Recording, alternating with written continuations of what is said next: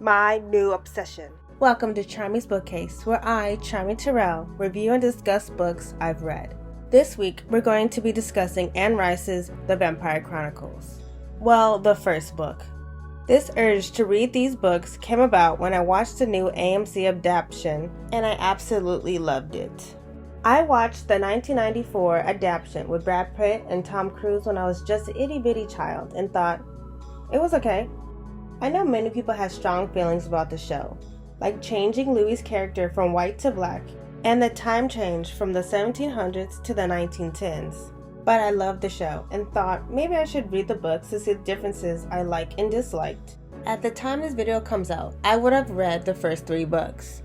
In this video, I will be discussing the plot of the first book, along with the adaptations with it.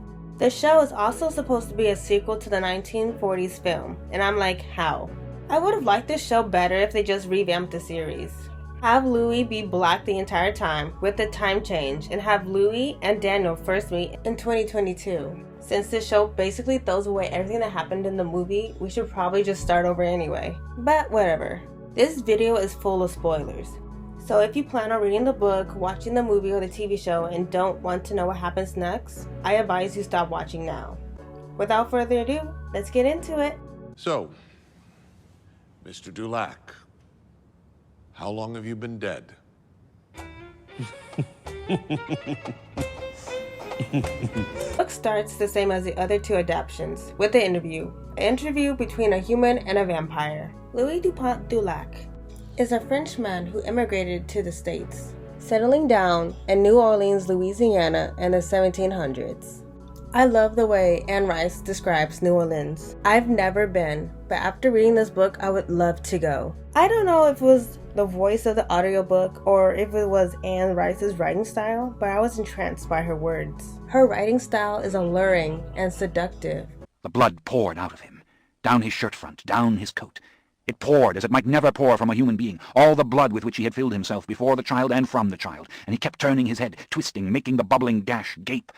She sank the knife into his chest now, and he pitched forward, his mouth wide, his fangs exposed, both hands convulsively flying towards the knife.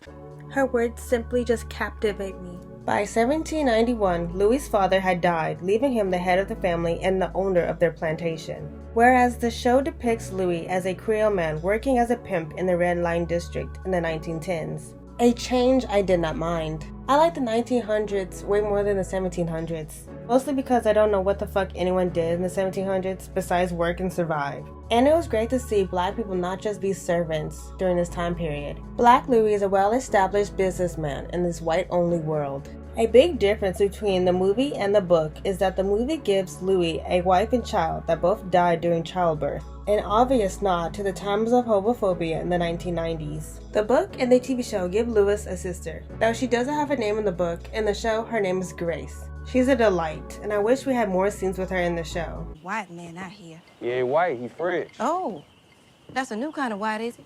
French white? And then there's Louis's mother, who is in the books but isn't really mentioned or really thought about.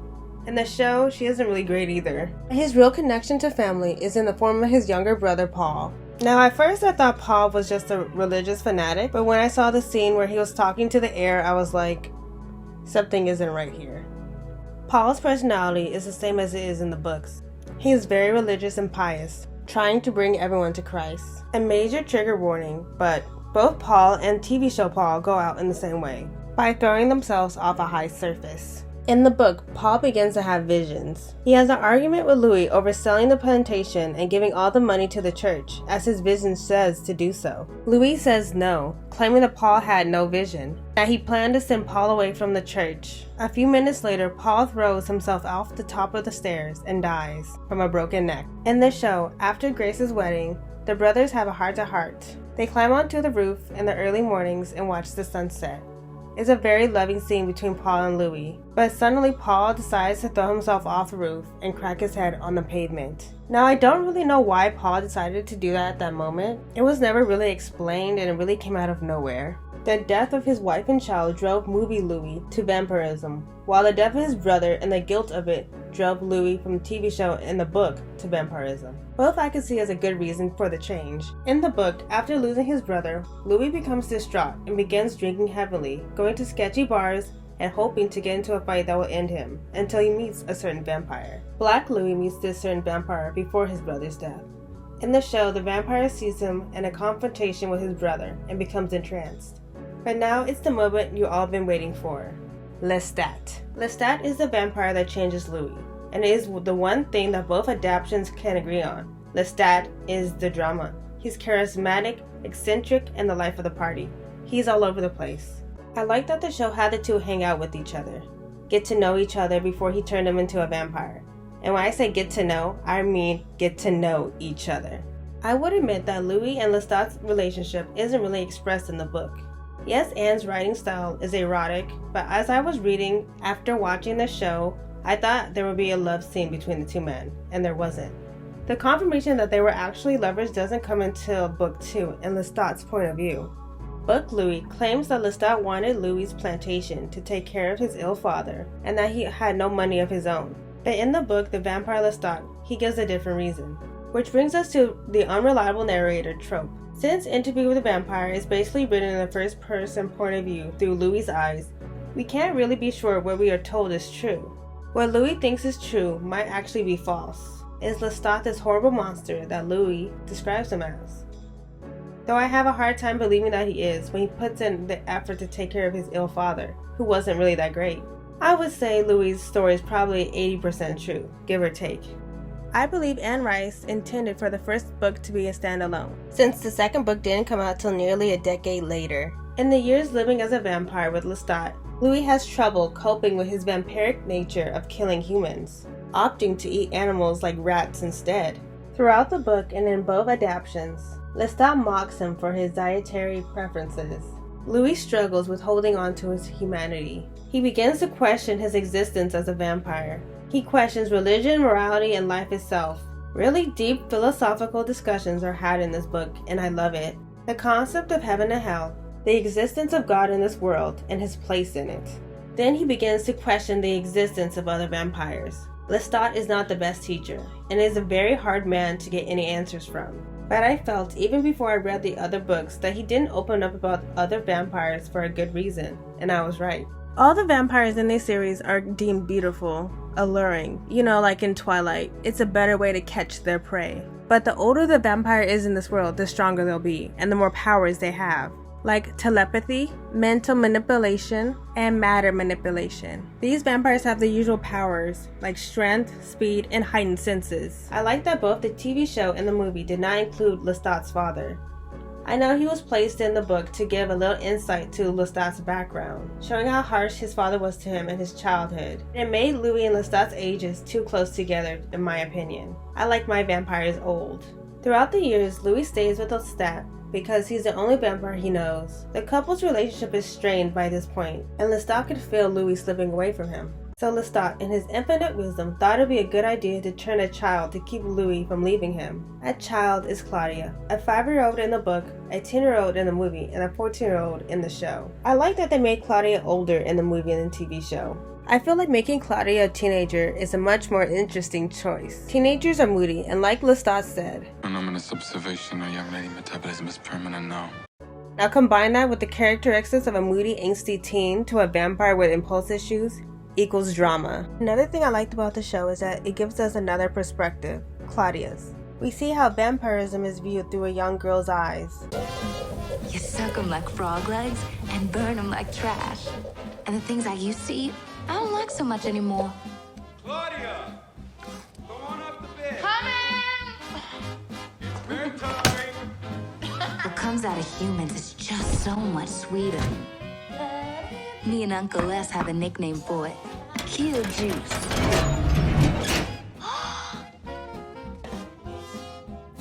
Claudia! Coming! Jeez Louise, Melissa, please. In the TV show, just like Louis, Claudia had a race swap. A good change in my opinion. Since Louis had a race swap, I thought it'd be fitting for Claudia to have one as well. Since Louis wanted a daughter just like him, but it turns out that Claudia is more like Lestat than Louis. In the movie and in the book, Louis attacks Claudia, drinking her to near death, but stops. Lestat then goes back and takes Claudia with him to change her to a vampire. In the show, Louis basically starts a race riot, and in the riots, Claudia is trapped in a burning building. Louis goes inside the burning building she's in and saves her. As she is dying, he begs Lestat to change her into a vampire. At first, Lestat refuses, but he turns her for Louis' sake. Though I found Black Claudia annoying, I could still empathize with her. She was turned into a vampire by Lestat after Louis begged him to. She didn't have a choice, unlike Louis, and is now forced to live with the choices others have made for her.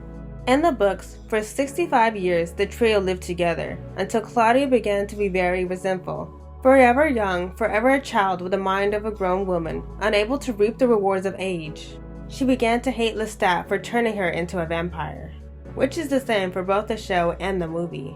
In the TV show though, a whole bunch of shit happens that may be very triggering, so I won't go into much detail. But let's just say Lestat was very abusive, and like the book states, he would rather kill Louis and Claudia than let them go. So Claudia began to plan his death. Now the TV show's version of Lestat's death is much better than the book and movies, but it boils down to Claudia tricking Lestat into drinking dead blood from a dead person. To the vampires in this world, that's a big no-no. And just to top it off, Claudia slits his throat for good measure. But just a few days later, he comes back. I do find it hard to believe that book and movie Lestat fell for her trick so easily, while TV Lestat had an ace up his sleeve. Though it didn't work, I like that there was a twist to it. Lestat comes back with another companion who dies in like 2 seconds and was basically useless, and they burn the house with him inside. And this is where the show ends in season 1. So I'm guessing season 2 will open with Lestat attacking Claudia and Louis before they flee to Europe. Now the book without Lestat became very boring to me. Though he's not someone I aspire to be like, he did make the book interesting. Louis and Claudia go to Europe, and wouldn't you know it, they find more vampires. Armand, who in both adaptations does not look like a young boy like he's described in the book, and the theater of vampires. The two watch their play, where vampires kill humans as a source of entertainment. I would say that this series does not shy away from the bloodshed. Anyone can die. Children, old people, no one is safe. And the deaths in this book are gruesome.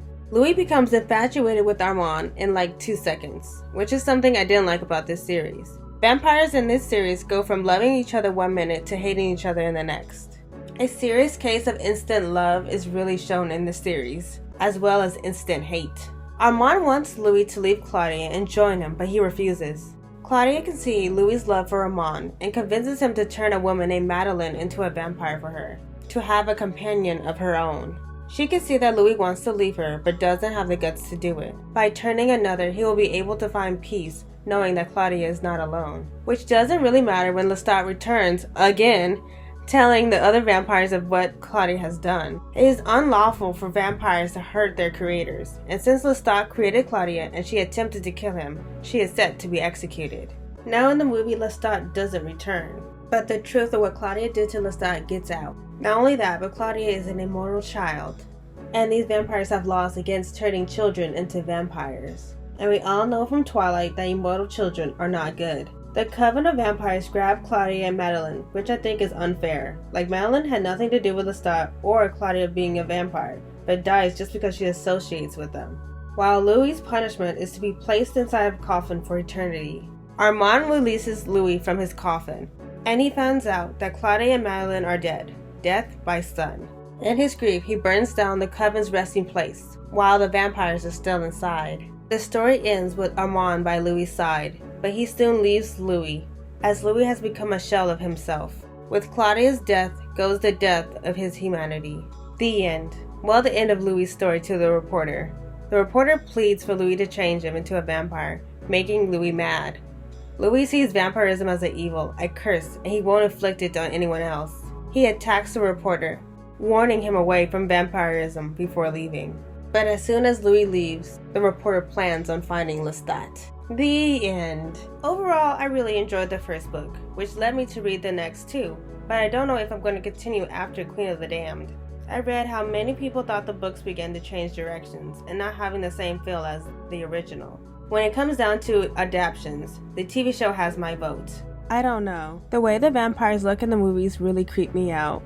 I love me some Grey Worm, and Sam Reed is amazing as Lestat. I also think he'll be an amazing Tamlin from the ACOTAR series, though he probably wouldn't want to play two controversial characters. I will recommend this book and its adaptations to anybody. I give this book a 3.5 stars, even though I really enjoyed reading it. See ya next time. Bye!